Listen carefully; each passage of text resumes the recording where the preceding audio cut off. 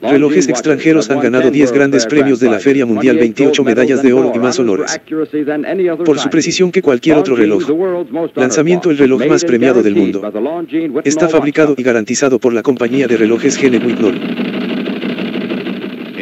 Para el lanzamiento Cornerstone, un diario televisivo sobre los temas importantes de la hora, les trae todos los lunes, miércoles y viernes una presentación del césped Genesis, compañía de relojes fabricante del lanzamiento del reloj más honrado del mundo, y Whitmore, distinguido compañero del césped honrado en el mundo. Gene, buenas noches, soy Frank Knight. Puedo presentarles a nuestros coeditores de esta edición del cronoscopio Gene Césped. Señor Stanley Hyde del Compendio de Rita y Coronel Ansel Talbot, editor del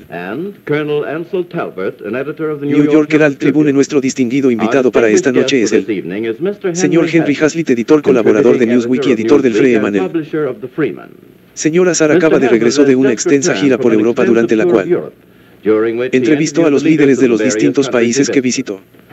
Las opiniones expresadas son necesariamente las de los oradores. Henry, estoy seguro de que el público del cronoscopio acoge con agrado la aparición esta tarde de una de sus actitudes permanentes como experto invitado. Me pregunto si le importaría contarnos dónde ha estado y algunas de las personas que ha visto. No me alejé demasiado.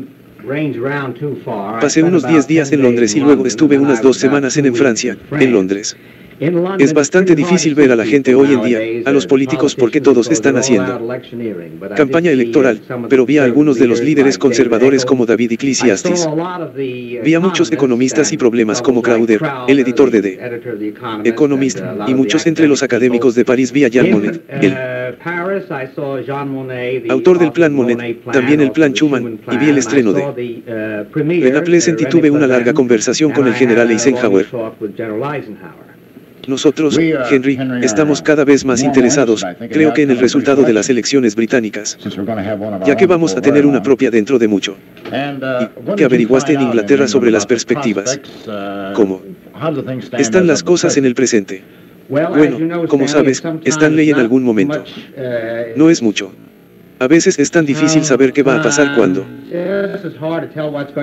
estás dentro de un país como cuando estás fuera, como descubrimos en 1948. Para nuestro pesar, si juzgas por la forma en que habla la gente, te preguntarás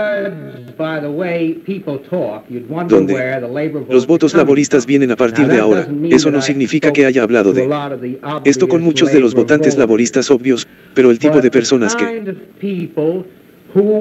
hace 4 años estaban del lado laborista, muchos de ellos se han inclinado hacia muchos de ellos que no creen mucho en los conservadores. Dicen que bueno, lo principal es deshacerse de esta multitud que ahora está de moda, está bastante de moda hoy en día. Y creo que eso es lo importante, está bastante de moda hablar en contra del gobierno laborista. Eso es lo que me llamó la atención. ¿Qué es lo que tienen contra el gobierno laborista principalmente? Bueno, es casi todo lo que tienen. Simplemente tienen la sensación de que no pueden hacer nada bien. Creo que últimamente han tenido mala suerte, pero es que no les gustan los controles. Piensan que cada 2 años tropieza con una nueva crisis y que fabrica esta crisis. Piensan que no puede dejar de inflar, lo culpan por la inflación y, por supuesto, hubo un gran sentimiento de humillación entre la gente allí en el resultado de la disputa persa, pero cierto, y yo estuve allí. Henry, ¿cómo crees que una victoria conservadora afectaría la actitud de Gran Bretaña sobre el problema iraní? El problema del petróleo iraní. Bueno, ahora hemos llegado a un punto en el que es difícil decir que podría hacer alguien al respecto. Ciertamente habrá algo de endurecimiento de actitud si es posible. Endurecerlo si es posible hacer algo, creo que sería más que fanfaronería. Creo que lo harían si queda tiempo para hacer algo y creo que lo harían. Creo que la pregunta plantea un punto de que todos estamos interesados en una diferencia con el conservador o la victoria. De todos modos, bueno, eso es un poco difícil de decir. Especialmente qué tipo de diferencia harías en la situación económica. Allí ahora, cuando analizas los manifiestos del 2 partidos, todo se reduce a que lo único que los conservadores realmente prometieron desnacionalizar es la industria siderúrgica, y están incluso preocupados sobre cómo van a desnacionalizar que yo fui presidente. Del discurso del Club de la Reforma de aproximadamente media docena de periodistas, economistas, industriales, etc., y tienen este problema, ¿cómo vas a hacer esto? ¿Cómo vas a recuperarlo? Y ese problema es mucho más serio que todas estas otras industrias, así que no lo hacen. Ni siquiera prometen desnacionalizar el carbón. De hecho, insisten en que quieren mantenerlo nacionalizado. No. Mencionan la desnacionalización de los ferrocarriles. No. Mencionan la desnacionalización del Banco de Inglaterra. No mencionan la desnacionalización del gas y la electricidad. No mencionan la desnacionalización de las comunicaciones y demás. ¿Qué pasa con la medicina? Entonces, la medicina no menciona eso en absoluto. Aparentemente es tan popular a pesar de todas las críticas, que los conservadores tienen miedo de tocarlo, por lo que es una situación curiosa en la que los conservadores en realidad estamos diciendo que administraremos mejor este socialismo porque no creemos en él. ¿Sabe usted qué hay de la actitud del pueblo británico con respecto a una victoria conservadora y la posibilidad de que esto pueda acercar a la nación a una guerra con Rusia? ¿Escuchaste algo sobre eso? Bueno, hay mucha gente en el lado conservador que está muy preocupada por el efecto de la acusación belicista. Piensan que esa es el arma más grande que tienen los derechos laborales en una guerra que tan grave, ¿qué tan profundo es eso? No lo sé, pero creo que esta sensación de humillación que ha afectado al pueblo británico como resultado de este episodio iraní será mayor. Esa es solo mi suposición sobre lo que he escuchado muchos, quiero decir, últimamente, muchos comentarios de personas que quieren conocer mejor a los británicos. Los británicos deberían saberlo mejor, expresando un sentimiento muy antiamericano. Y aparentemente en algunos círculos, cualquier gran botón, hay una marea creciente de antiamericanismo que es evidente incluso antes de que comenzaran estas elecciones que eso va a ser un factor en la campaña. ¿Y cuál es la razón por la que sienten lo que aparentemente sienten por nosotros? Creo que es fundamentalmente... No quise decir eso. No lo encontré. Lo hice. No tengo ninguna evidencia de ello.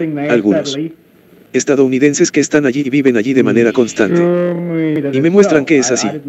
No encontré nada que pensé que fueron amables contigo. Sí, no encontré nada de ese tipo. Pero por supuesto, en las reuniones políticas tienen mucho miedo. Los conservadores tienen miedo de ser acusados de ser proestadounidenses, de ser un cuento para la cometa estadounidense, y eso es lo que creo que es el sentimiento. El sentimiento de que Inglaterra ha sido reducida como es una especie de historia de la cometa americana, y por eso creo que no es tanto odio, sino una especie de resentimiento, y mezclado con un poco de envidia, es una especie de descripción activa, aunque no es así. Sí, el American Pie, sí, ¿cómo? En cuanto al rearme, ¿crees que los británicos se están tomando en serio sus esfuerzos de rearme? Creo que se lo están tomando muy en serio. La gente con la que hablé se lo estaba tomando muy en serio, y los británicos obviamente se están tomando el rearme mucho más en serio que los franceses. Creo que hay una gran diferencia de espíritu entre los británicos y los franceses. Una gran cantidad de personas que están allí y que ven la situación muy de cerca tienen la sensación definitiva de que los franceses no van a pelear. No hay mucha pelea en ellos. No quiero pelear. Pero los británicos no tienen ese sentimiento en absoluto. Tienen un sentimiento muy diferente, y no creo que la política exterior escrita en Irán y en otros lugares refleje el sentimiento de la gente, porque eso conduce hasta llegar a la pregunta que iba a hacer sobre la situación en el continente en lo que respecta a la amenaza comunista. Si hay una creciente conciencia de que el comunismo es una amenaza, y si hay una creciente seriedad en la preparación para enfrentar esa amenaza y hacer algo al respecto. Bueno, eso es cierto, sin duda, es ese sentimiento, pero los franceses están muy profundamente divididos ahora si analizas lo que sucedió allí en 1947. 28 y el 5-10% del electorado votó por el comunismo hoy.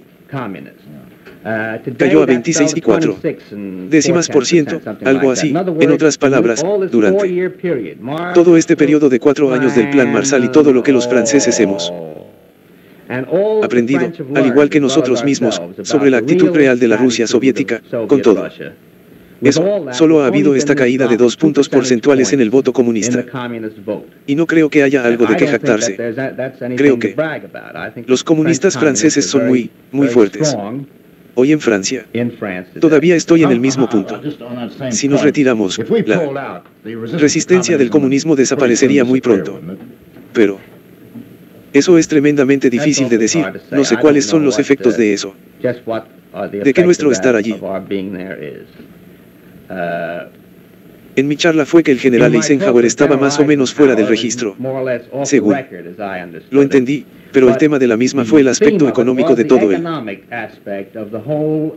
asunto de la OTAN y el Pacto Atlántico, y el problema con el que está luchando, el problema que tiene muy presente es cómo se puede saber hasta ¿qué punto es un país de Europa, llamémoslo Ruritania? ¿Cómo se puede saber cuánto puede contribuir ese país a su propia salud? Es una cuestión que se puede precisar. Es una cuestión que se puede precisar económicamente. Es una cuestión que se puede precisar estadísticamente. ¿Qué puede aportar Rutania? Y entonces, ¿por qué tiene tal o cual ingreso nacional? Es simplemente una cuestión del espíritu del país y su voluntad de hacerlo. Y no me siento libre de dar estas respuestas, pero ese es el problema que el general Eisenhower está muy preocupado. Preocupado por ahí, por supuesto, tiene este problema a diario y constantemente surge en todos los aspectos posibles con un país tras otro. Bueno, Henry, una última pregunta. Cuando estuve en Francia hace unas semanas me di cuenta de que los precios parecían muy altos. Para ti, sí, es fantástico y esa es una de las razones por las que Frank es tan débil, porque a 350 francos por dólar lo que pagas por una comida en París hoy pagas entre un 50 y un 60% más de lo que pagarías por una comida equivalente. Y el mismo tipo de restaurante y ese tipo de cosas no pueden seguir bien. Muchas gracias, señor Hazlitt. Ha sido un placer tenerlo con nosotros esta tarde. Buenas noches. El consejo editorial de esta edición del cronoscopio de lanzamiento fue el señor Stanley High. Y el coronel Talbot, nuestro distinguido invitado, fue el señor Henry Hazlitt.